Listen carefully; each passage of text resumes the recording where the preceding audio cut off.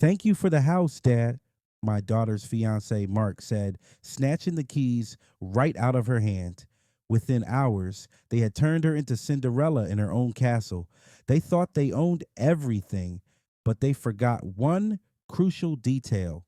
I gave her the house, but not the land underneath it. And my revenge was planned down to the last inch. It was supposed to be the happiest day of my daughter Anna's life. I'd spent 30 years grinding my hands to the bone to give her the one thing I never had, a solid foundation.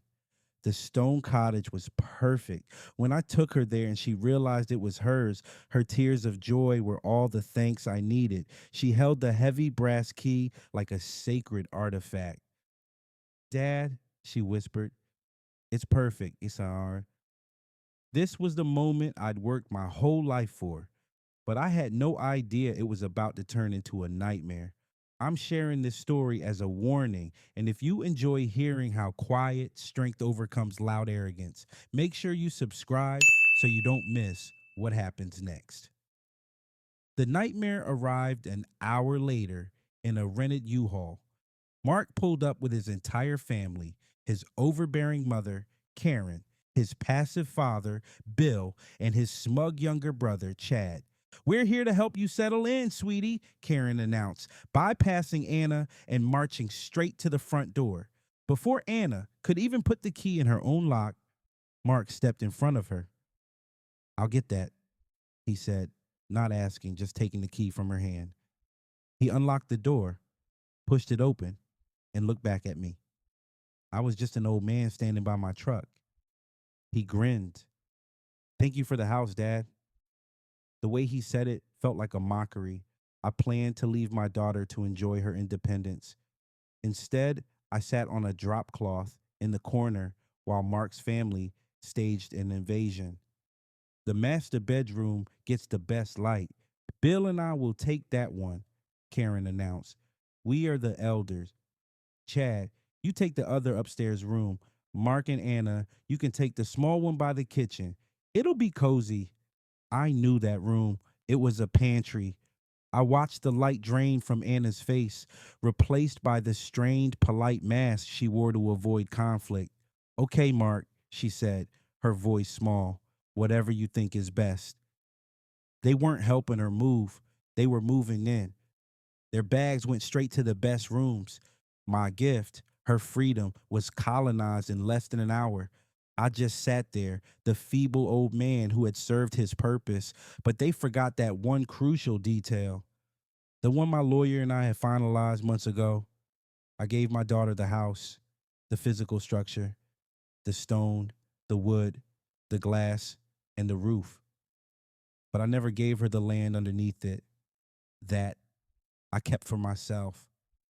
And I promised myself, sitting there, that they would all live to regret the day they mistook my silence for weakness. The first week was a slow motion demolition of my daughter's spirit. I had taken up a spot on the living room couch, insisting I was just there to help with the heavy lifting, a lie they all readily accepted. They liked having me around as a prop. It made their takeover seem less hostile, more like a big, happy family merging. The first morning set the tone. I was up at 6 a.m., a habit from my construction days. I found Anna already in the kitchen, surrounded by half open boxes. She was trying to make coffee, her face pale and tired. She hadn't slept in her pantry sized room. She'd been up all night trying to clean the mess the family had made during their move in. Karen shuffled in, wearing a silk robe I was certain cost more than my first car. She didn't look at Anna, she just sniffed the air. Is that the only coffee you have? She asked, her nose wrinkled. This cheap brand gives me a headache. Bill and I only drink single origin imports. You'll need to make a list. Anna just blinked, her hands gripping a mug. Oh, I I didn't know. I can go to the store later. See that you do, Karen said. She then walked over to the fridge, opened it, and sighed dramatically. And there's no fresh squeezed orange juice. We'll have to make do, I suppose. Mark and his brother, Chad, meanwhile, had claimed the living room. They hooked up their massive television and gaming console, and that's where they stayed. By noon, the floor around them was a sea of empty soda cans, chip bags, and pizza crusts. I watched Anna, who was trying to unpack her own belongings, stop and start cleaning up after them. Babe, Mark called out, not even turning his head from the screen. Can you grab me another soda and make me a sandwich? Chad wants one too.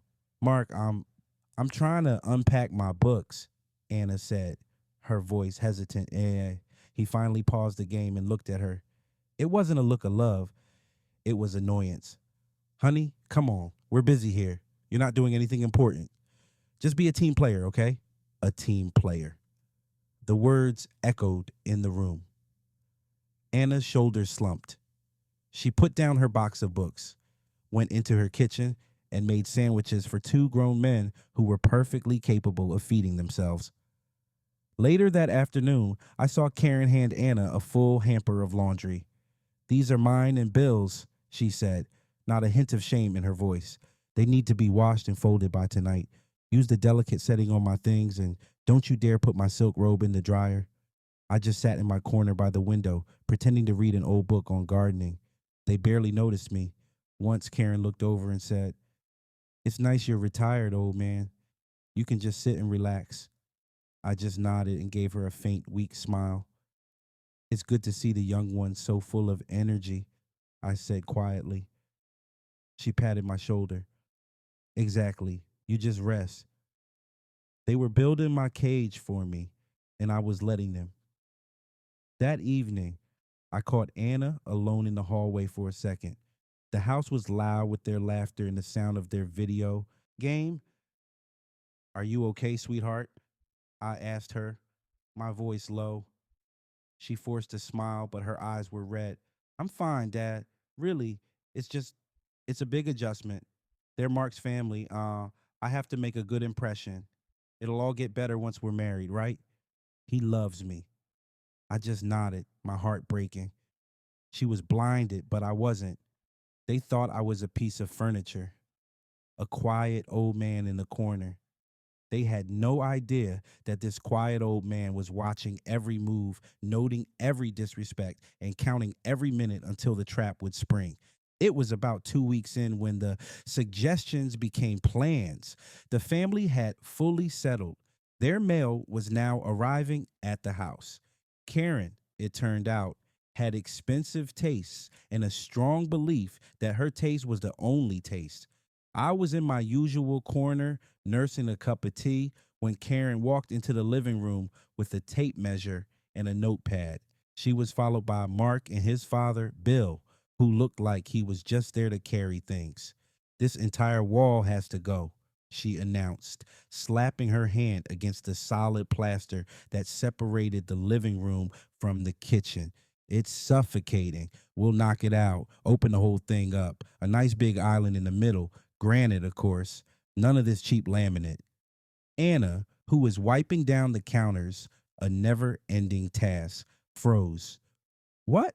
Mom, Karen, I, I, I like the wall. It makes the living room feel cozy." Karen let out a short, barking laugh. "Cozy? Honey, cozy is just a polite word for small. This is 2025, not 1950. We need an open concept space. It's better for entertaining." "But I don't really entertain," Anna said, her voice getting smaller. "And this is a stone cottage. It's supposed to be cozy. Dad, you always said the walls were part of its charm." She looked at me, desperate for backup. I just kept my eyes on my book, giving a tiny, non-committal shrug. I couldn't step in. Not yet. Mark put his arm around Anna's shoulder, but it wasn't a hug. It was a restraint. "Babe, relax. Mom knows what she's doing. She has an eye for this stuff. Just think how much it'll increase the property value." "I don't care about the property value," Anna snapped, pulling away from him. This was the first spark of her old self I'd seen. "I care that this is my house, a gift from my father. You can't just knock down walls." The air in the room went cold. Karen's smile vanished. She stared at Anna with pure ice. "Your house?" Karen repeated slowly. "Mark, did you hear that?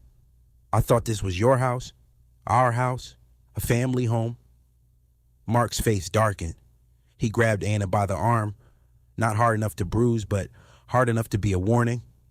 "Anna," he said through his teeth, Don't be disrespectful. We are a family. My mom is just trying to help us. This is our future home, not just your little dollhouse. It's our home, Anna, Karen added, her voice sickly sweet again. And as the lady of this our house, I'm simply making it livable. We'll be starting on Monday. I've already called a contractor. Anna looked like she had been slapped. She looked at Mark, then at his mother, then at me. I offered her nothing but the image of a defeated old man. She ripped her arm out of Mark's grasp and ran into her tiny pantry room, slamming the door. I heard her start to cry. Mark sighed, annoyed. She's so dramatic, she'll get over it. Of course she will, Karen said, already measuring the windows. She just needs to learn her place. I took a slow sip of my cold tea. They hadn't just crossed a line, they had bulldozed it. They were planning to destroy the very structure I had gifted. They thought I was weak, they thought I was beaten. But as I watched Karen point out the tacky fireplace I had personally inspected, I felt a cold, hard certainty settle in my chest. They weren't just tearing down a wall, they were building their own prison. And I was going to hand them the hammer. After the fight about the wall, Anna retreated into herself. She stopped fighting. She just did what she was told, moving through the house like a ghost, her eyes empty. And as she faded, I faded with her in their eyes. I was no longer a person. I was a piece of scenery. The old man, the senile father-in-law, good for a quiet nod and nothing else. And I used that invisibility. I became a professional witness. I sat in my corner and they lived their lives around me as if I were deaf and blind. This is when I started to notice the packages, high-end electronics, designer clothes, expensive kitchen gadgets, things that Anna had never asked for and certainly couldn't afford. They would arrive daily. Chad, the younger brother, would usually grab them from the porch and whisk them up to his room before Anna could see what they were. They thought I was dozing, but I was watching. I saw the labels, I saw the brand names. These weren't just simple comforts. This was serious money being spent. One evening, I was asleep in my chair while Karen and Mark were in the kitchen. They were talking in low voices, but the house was quiet and my hearing is still sharp. The contractor gave me the final quote for the kitchen and wall, Karen whispered. It's high, but worth it. We need to make this house ours. Mom, how are we going to swing that right now? Mark replied, his voice strained. Chad's business isn't paying out that much yet, is it? It will, Karen said, a new hardness in her voice. But that's not the real plan. The real plan is the house itself. This is a valuable asset, Mark. We can't have it just sitting in Anna's name, with her father lurking in the corner. There was a pause. Then Karen continued, we need to get full control. Once you two are married, we get her to add your name to the deed, a simple joint tenancy agreement. Then, with her father's condition, my blood ran cold. It wouldn't be hard to prove he's incompetent and that you, as her husband, should manage the asset, she finished. We just have to play our cards right. We get the house, we take a loan against it, we pay for the renovations, and we fund Chad's business properly. It's foolproof. Mark was silent for a moment. I heard him sigh, but not in protest, in relief. You're right, Mom. It's the smart move. It's for our future. I didn't move a muscle. I kept my breathing even, my eyes closed. They had just laid out their entire plan. They weren't just taking over the house. They were planning to steal it. They were going to leverage my daughter's love, declare me mentally unfit, and then gut the property for cash to fund their shady schemes. They thought I was a senile old man. They thought I was a pushover. They had no idea I had just been handed the exact information I needed. Their arrogance was blinding. They saw me as a pawn to be removed from the board, but they were the ones walking right into my checkmate. The opportunity to spring the next phase of my trap came sooner than I expected. They were getting arrogant, and their spending was clearly outpacing their income. The packages arriving at the door were getting more frequent, and I saw Anna tearfully paying for some of them out of the small savings account I'd given her. They cornered me a few days later. It was a planned ambush. Karen, Mark, and Chad sat me down in the living room. Anna was there too, perched on the edge of the sofa, looking like she wanted to be anywhere else. They had clearly prepped her. Dad, Mark started, putting on his most sincere future son-in-law voice. We wanted to talk to you about an incredible opportunity. I put down my book, looking over my glasses at them. Oh, an opportunity? Karen leaned forward, her eyes gleaming. It's Chad's new business. It's revolutionary. All on lean, a new kind of sales platform. It's going to be huge. Chad, who I'd never seen do a single chore, nodded eagerly. It's a sure thing, sir. We're just in the final startup phase. We just need a little liquid capital to get it over the finish line. I looked at Chad, then at Karen. Capital? You mean money? Exactly, Karen beamed, as if I were a clever child who had just solved a puzzle. A small investment, just to help the family. You've worked so hard your whole life. You must have a nice little nest egg saved up. We're offering you a chance to get in on the ground floor. I stayed silent, letting the silence stretch. I saw Anna wringing her hands. Dad, Anna said, her voice trembling. Mark says it's really important for their future, for our future. If you could just help them out a little bit. This was the pressure point. They were using my own daughter against me. I sighed, pretending to be a man who was conflicted and a little confused. Oh my, that's a lot of money, I'm sure. I'm just an old man. I don't know much about these new online businesses. It all sounds so risky. Not at all, Mark jumped in a little too quickly.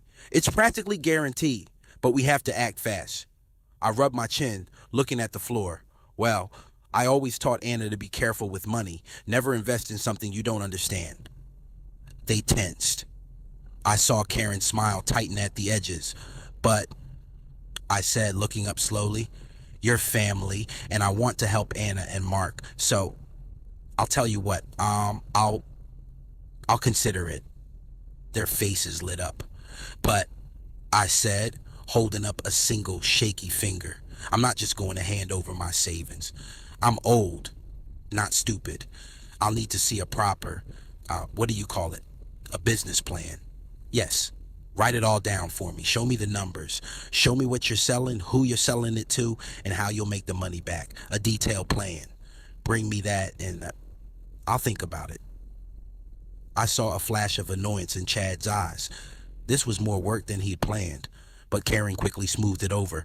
A business plan, of course, she said, clapping her hands. That's so smart of you. Chad, we can do that, can't we? We'll have it for you in 2 days. Wonderful, I said, giving them a weak smile. I'll look forward to reading it.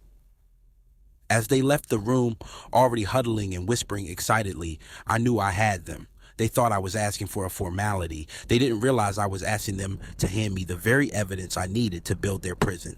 They were about to write down their entire fraudulent scheme on paper, just for me.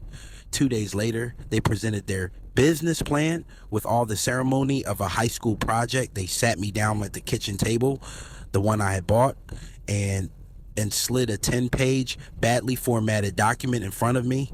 It was pure garbage. It was filled with buzzwords like synergy, drop shipping, blockchain integration, and influencer marketing.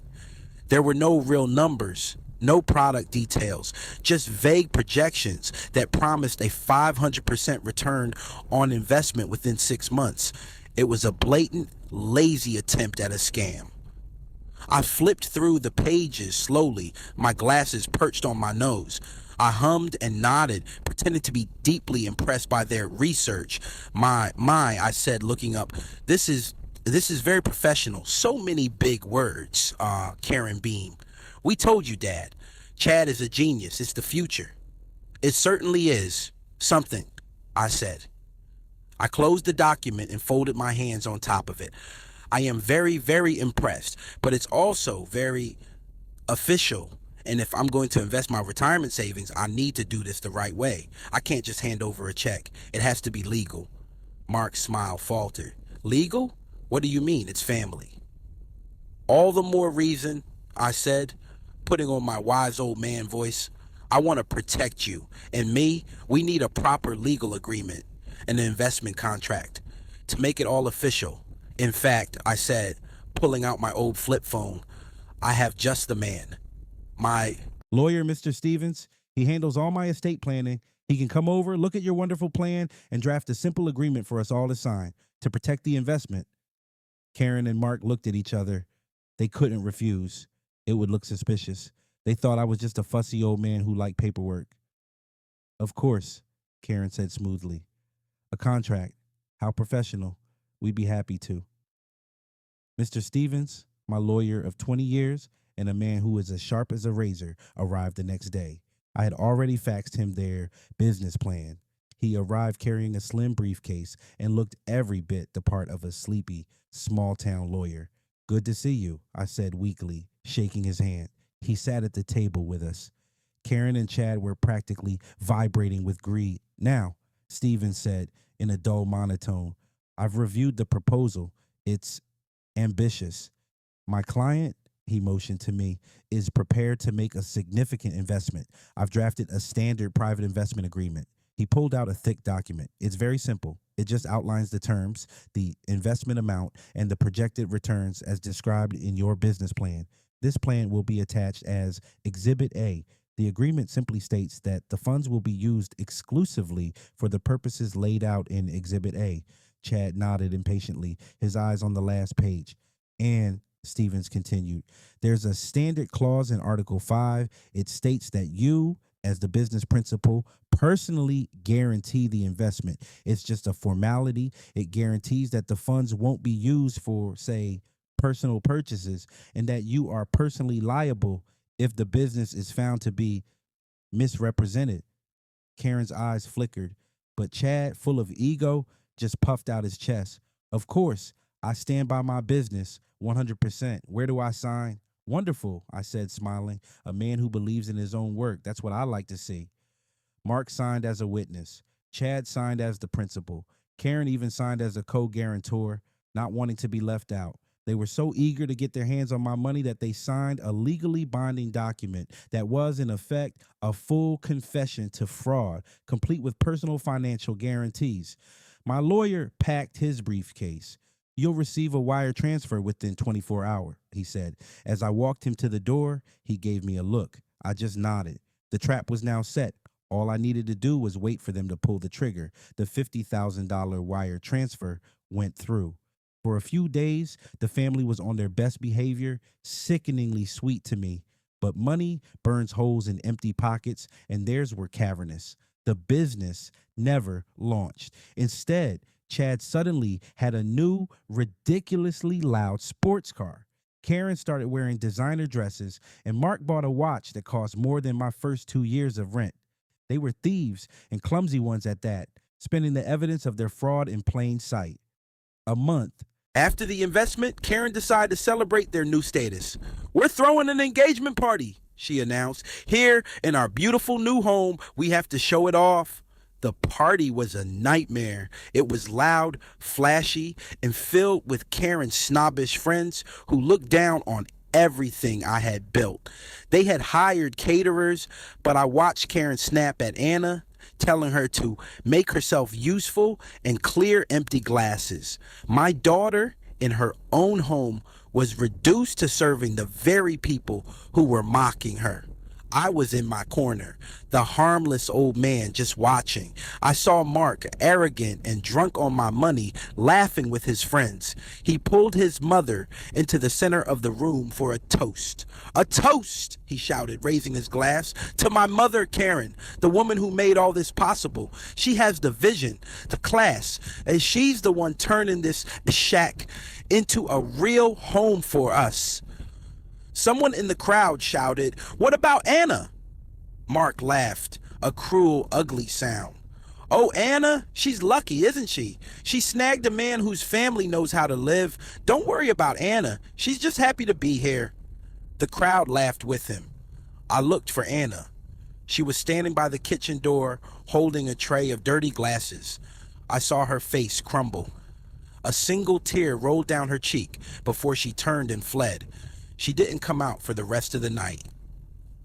The next morning, the house was a complete wreck. Empty bottles, crushed food on the carpets, a sticky mess everywhere. I got up early and found Karen and Mark at the table, nursing hangovers. "Where's Anna?" Karen grumbled, annoyed. "She hasn't made the coffee. This place is a pigsty. She needs to clean this up." "Probably sleeping off her little drama," Mark said, rubbing his temples. But she wasn't. Her tiny pantry room was empty. Her purse and phone were gone. Mark's eyes widened, a flicker of fear in them. "Oh my God," he said. Did she run off?" Karen's face went pale, then turned red with anger. "The ungrateful, how dare she, after everything we've done for her, leaving us with this mess?" That's when I started to panic. I put my hand in my chest, my voice trembling. "Oh dear," I said, looking terrified.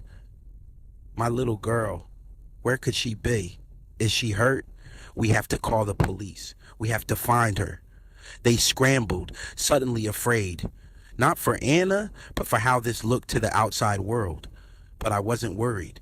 I played the part of the terrified old father perfectly, because I knew exactly where Anna was. The night of the party, after that disgusting toast, I had found her crying in the garden. I held her and said, "It's time, sweetheart. It's all over. I have a bus ticket for you. Go to your aunt's place in the next state. Don't call me. Don't contact anyone. I'll handle this. Just be safe." She was safe. I had sent her away. And now these monsters were alone in the house with me. The house was quiet. The trap was set. And it was. Finally, time to call my lawyer. For 3 days, I let them live in the filthy, party-wrecked house, stewing in their own mess. Anna was missing, and they were in a state of confused panic. They were angry at her for leaving, but also terrified of the legal trouble they might be in. They made half-hearted calls to her friends, but their real concern was themselves. On the 4th morning, there was a sharp knock at the door. It wasn't the police. It was my lawyer, Mr. Stevens, and he wasn't alone. He was accompanied by a stern-looking woman I didn't know and a local police officer who stood quietly by the entryway just to keep the peace. "What is this?" Karen demanded, clutching her silk robe. "Who are you?" "Good morning," Stevens said, his voice no longer sleepy but sharp as steel. He walked into the center of the living room, stepping over a crushed pizza box. "My name is Mr. Stevens. I am the legal representative for the owner of this property." Mark scoffed, stepping forward. "We know who you are, old man. You're his lawyer," he said, hooking a thumb at me. I was sitting in my usual corner, calm as a statue. "What's this all about? If you're here about Anna, we don't know where she is." "I'm not here about Anna," Stevens said. "I'm here about a breach of contract." Chad, who had just shuffled out of his room, froze on the stairs. "Specifically," Stevens continued, "a fraudulent investment scheme, as documented in the contract you all signed, and as evidenced by bank transfers from the investment account to a car dealership and several luxury retailers." The color drained from Karen's face. Chad's jaw went slack. I don't know what you're talking about," Karen stammered. That was a family investment." "It was a documented fraud," Stevens said, pulling the signed contract from his briefcase. "You are all personally, financially liable for the full $50,000, plus legal fees and damages. The woman with me is a court-appointed auditor here to inventory your new assets for seizure. That includes the sports car, the new watch, and the designer clothing." "You can't do that," Chad shrieked, finally finding his voice. "That's my car. It was purchased with stolen funds," Stevens said flatly. "You have 24 hours to return the full amount, or we begin proceedings to liquidate every asset you own." You can't," Mark yelled, turning to me. "Dad, tell him to stop. It was a misunderstanding. It's family." I looked up from my book for the first time. My voice was quiet, but it cut through the room. "I'm not your dad, and you're not my family." They stared at me. The weak, senile old man was gone. You set us up," Karen screamed, her voice cracking. "You tricked us, you old fool." "No," I said, standing up slowly. You were just greedy and stupid, and you signed the paper. We'll fight this, Mark blustered, trying to regain control. We'll get our own lawyer. You can't just throw us out. This is our house, Anna's house, and we're not leaving. Karen nodded, her eyes narrowing. That's right. We're not going anywhere. This house is half ours. You can't touch us here. Now get out, all of you. I almost smiled. This was the moment. They had just walked into the final, most beautiful part of the trap. I looked at Mr. Stevens. He nodded. The real confrontation was about to begin. They stood there, defiant, in the middle of the wrecked living room. Mark had his arms crossed, a smug, arrogant look on his face. Karen was right beside him, sneering. That's right, she repeated. We're not going anywhere. This is Anna's house, and I'm her future mother-in-law. You can't touch us. Now get out. The police officer shifted, uncomfortable, but not yet acting. It was still a civil matter. Mr. Stevens looked at me. I gave him a small nod. It was time. I stepped forward from my corner. The shaky, frail old man they had ignored for weeks was gone. I stood straight. My voice when I spoke wasn't the weak mumble they were used to. It was clear, cold, and carried the authority of a man who had built his life from bedrock. You're right about one thing, I said, my voice cutting through the tense silence. It is Anna's house. Mark's smirk widened. See? Now get out. I let the silence hang for a beat. Then I delivered the single sentence that changed everything. It's her house, but it's my land. The smirk on Mark's face froze, then collapsed into confusion. Karen's eyes narrowed. What? What are you talking about? That's insane. The house is on the land. It's the same thing. Oh no, I said, allowing myself a small, cold smile. It's not the same thing at all. Mr. Stevens stepped forward, holding a new document. It's called a ground lease. Ma'am, he explained in his sharp, clear voice. My client, the sole owner of this entire plot of land, gifted his daughter the physical structure of the house. He then leased the land underneath the house to her for the symbolic sum of $1 per year, a lease which I am holding right here. He held it up. A lease that contains a very specific clause, Clause 7B.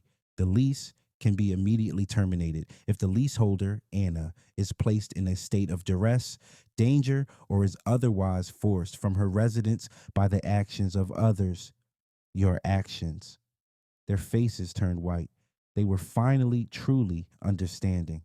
I, Mark stammered. That can't be legal. I assure you, it is 100% legal, Stevens said. As of this morning, I have, on behalf of my client, terminated the lease, which means Anna's house is now trespassing on my client's land. Karen looked like she was going to be sick. What does that mean? I spoke again. It means, Karen, that my daughter has 30 days to remove her property, the house, from my land.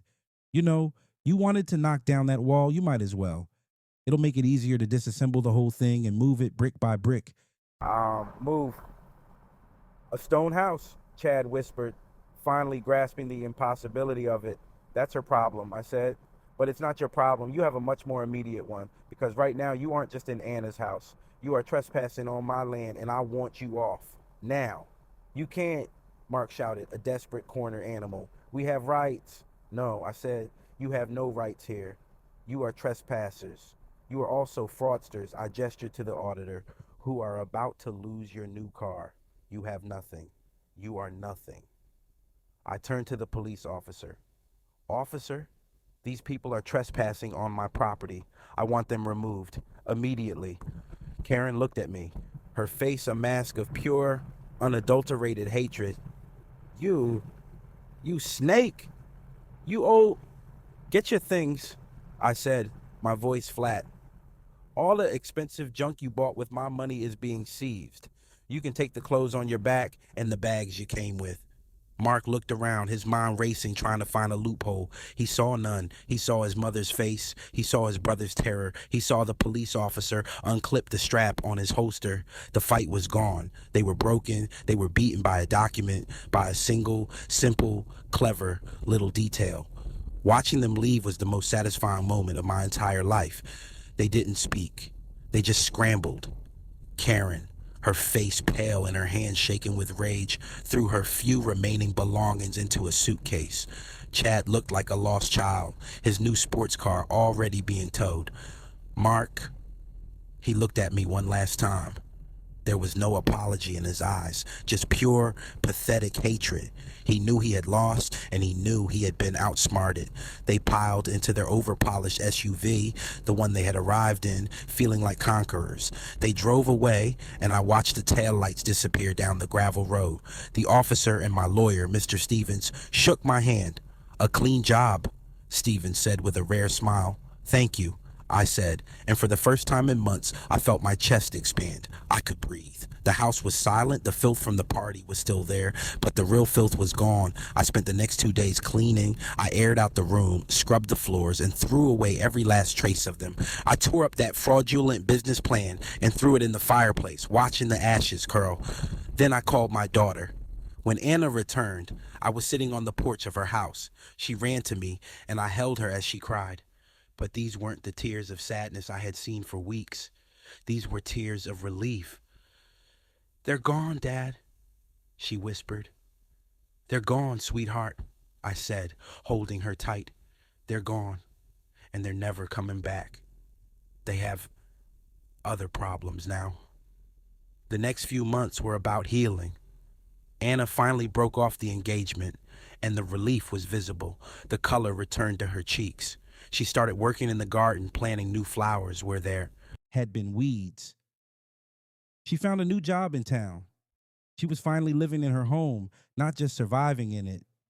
As for me, I didn't move in. I live nearby in my own small place, but I come over almost every day. I'm teaching her how to fix things, how to patch drywall, how to reset a circuit breaker. I spent my life building a foundation for her, and now I'm teaching her how to be her own pillar. She is strong, she is happy, and she is free. That's all I ever wanted. They thought I was just a senile old man in the corner, but they forgot that the oldest trees have the deepest roots. So I have to ask you, did I do the right thing? Was my plan too harsh? Or was it exactly what they deserved? What would you have done in my place? Let me know your thoughts in the comments below. And if you love stories where the arrogant get exactly what's coming to them, make sure to hit that like button and subscribe so you never miss another story.